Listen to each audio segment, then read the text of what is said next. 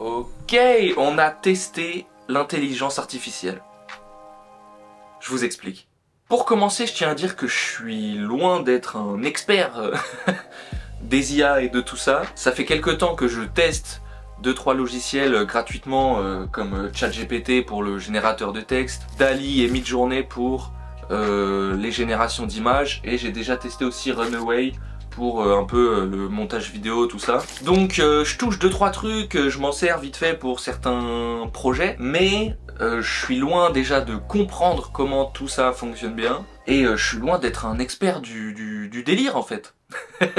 Mais en fait un jour je tombe sur un site qui s'appelle LumaLab et qui permet une fonctionnalité que j'ai encore jamais testée. Cette fonctionnalité elle est simple puisqu'elle permet de prendre 2 images et de les relier via l'intelligence artificielle. Je vous explique. J'ai pris 2 images qui traînaient dans mon ordinateur et qui sont 2 captures d'écran de notre court-métrage Le Visage Show. Je vous invite à aller le voir, c'est disponible sur YouTube.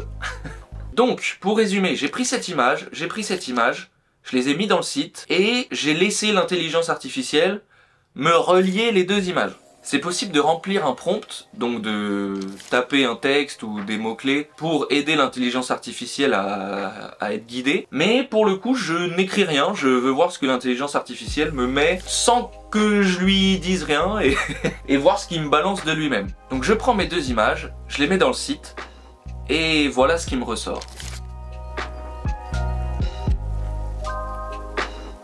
Quand je vois ça, honnêtement, je trouve ça assez incroyable. Ce qu'il faut savoir, c'est qu'il n'y a aucun mouvement dans l'image. J'ai mis 2 images, 2 photos, donc 2 photos qui sont fixes, bien évidemment. Et je me rends compte que cette intelligence artificielle, elle arrive à me créer un mouvement que dans la vraie vie, on aurait mis une demi-heure, 1 heure à faire. Parce que pour faire ce mouvement comme ça, où on part un peu droit, puis on revient et on vient à hauteur, il nous faut une sorte de grue ou un stabilisateur qu'on cale vraiment bien. Bref, pour faire ce mouvement dans la vraie vie, c'est un peu plus compliqué. Bon, bien sûr, il y a des défauts dans ce que l'intelligence artificielle me sort.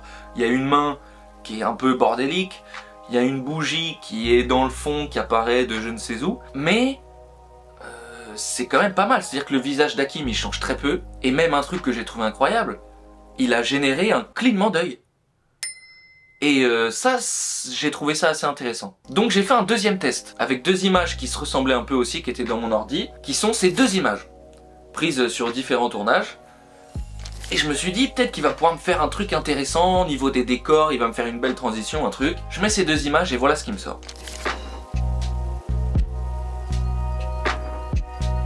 Ok, il y a des défauts, mais clairement, c'est assez exceptionnel. Il y a bien évidemment des défauts dans ce truc-là, il y a des mains qui sortent de nulle part, mais il faut admettre que c'est quand même impressionnant. C'est-à-dire que le changement de décor, d'environnement, les arbres, la lumière qui change, ça m'a mis une petite baffe dans la gueule.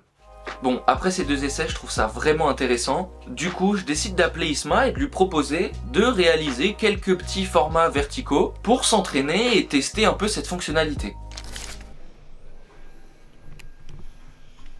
Ça filme? Ouais. On fait quoi aujourd'hui, mon ref? Alors aujourd'hui, on essaie de tester une IA. Alors voilà l'IA. Le site il est là. L'IA, il y a des trucs qu'elle aime et qu'elle aime pas. Donc elle fait des trucs pourris, donc on comprend pas. Donc on essaie de comprendre ce truc. Et dans les trucs originels, juste avec du texte, elle adore mettre du mouvement. Elle sait mettre du mouvement, avoir de la lumière, etc. Elle sait faire ça.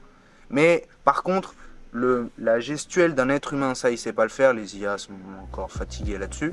Bon, pour que vous compreniez vite fait l'idée du petit projet, l'idée c'est qu'à chaque fois on fasse des petites mises en scène où on filme 2 plans différents, un premier plan dont on retiendra la dernière image et un 2e plan dont on reprendra la première image. Et ensuite de les relier via l'intelligence artificielle. Vous allez comprendre. La première idée qu'on essaye, c'est une transformation d'objet. C'est-à-dire dans l'idée que Isma, il lance un briquet qui va se transformer en petit pot de fleurs, un peu comme ça, tac, et ça va retomber dans ses mains.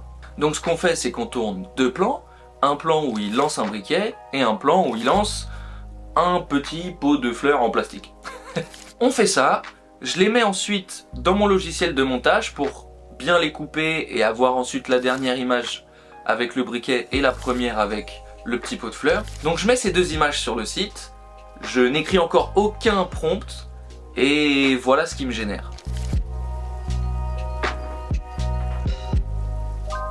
Alors c'est pas mal, mais il y a plusieurs problèmes. Un des plus gros problèmes, c'est que vu que c'est deux images, Luma il capte pas le mouvement de l'objet. C'est-à-dire que l'objet il est censé venir comme ça et retomber. Sauf que vu que dans le site je mets deux images, lui il comprend pas le mouvement et le briquet il flotte dans l'air et il se transforme et voilà. Ce qui fait que quand je le mets au milieu de mon montage, ça fait très bizarre.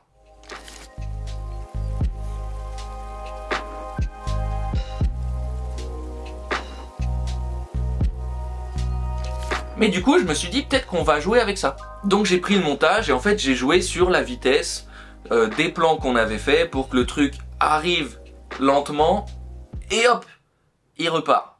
Le truc est pas encore parfait mais voilà à peu près ce que ça donne.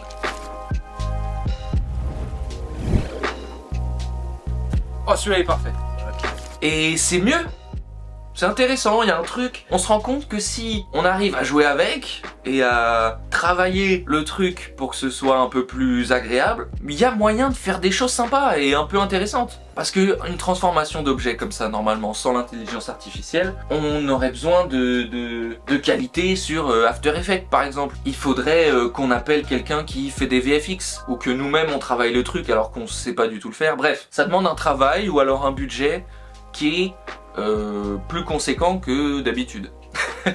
Donc c'est intéressant, il y a un truc à faire, il y a un truc à chercher, il y a un truc à maîtriser. Donc on fait un deuxième test. Le deuxième test qu'on fait, il est assez simple.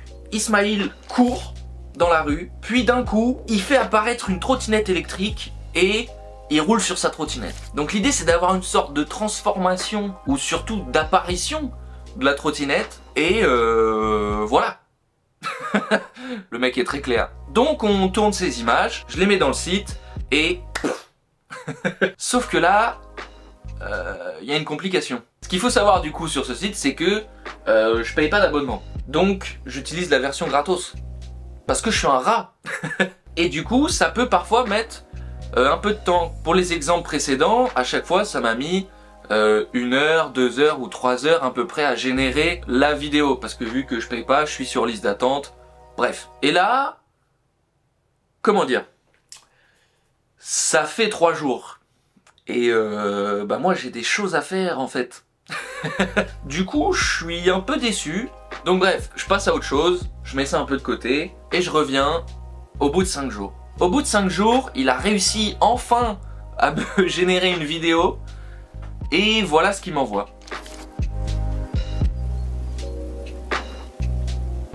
Il y a vraiment un truc. Il y a un truc qui est sympa, il y a un truc qui me plaît là-dedans. Là.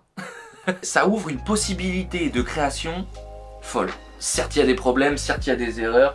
Certes, il y a des mouvements qui sont chelous, des textures, des trucs que le logiciel ne comprend pas en fait, comment ça marche dans la vraie vie. Mais il y a quand même un certain truc à aller chercher quoi. Mais du coup, est-ce que ça fait pas un peu peur? Moi, j'adore filmer des trucs. C'est, je crois, la base de ma vie, c'est filmer des images, filmer des histoires, raconter des choses avec une caméra. C'est ultra important pour moi et je pense pour plein de gens qui sont dans ce métier. C'est comme ça qu'on a démarré et c'est ça qu'on aime au fond, c'est filmer des trucs.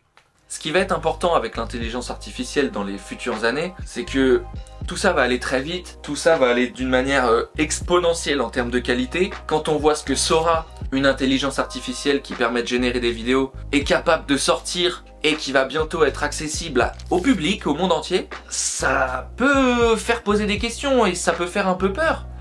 Est-ce qu'on va pas être remplacé par les machines finalement? En fait, ce qui va être important, c'est faire attention à ces outils. Parce qu'il faut que ça reste des outils.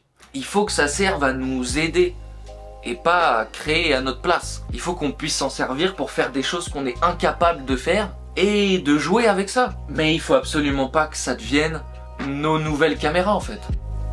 Merci beaucoup d'avoir suivi cette vidéo, j'espère que ça vous a plu. Si vous aimeriez qu'on fasse d'autres tests d'intelligence artificielle, n'hésitez pas à nous le dire dans les commentaires. Nous on a bien kiffé, et puis c'est un truc voilà, qu'on trouve assez ludique, nous ça nous plaît de tester toutes ces nouvelles techniques. N'hésitez pas à liker la vidéo, à vous abonner aussi. Il y a énormément de choses qui sont en train d'être préparées pour le futur de la chaîne YouTube, que ce soit des courts-métrages, il y a la suite de Cupla qui arrive très vite, il y a Majuscule qui arrive très vite, bref, il y a plein de choses qui arrivent. Cet été c'est un vrai été de production, d'écriture, d'organisation, mais plein de choses arrivent, plein de belles choses. Donc je vous dis à très bientôt, à la prochaine.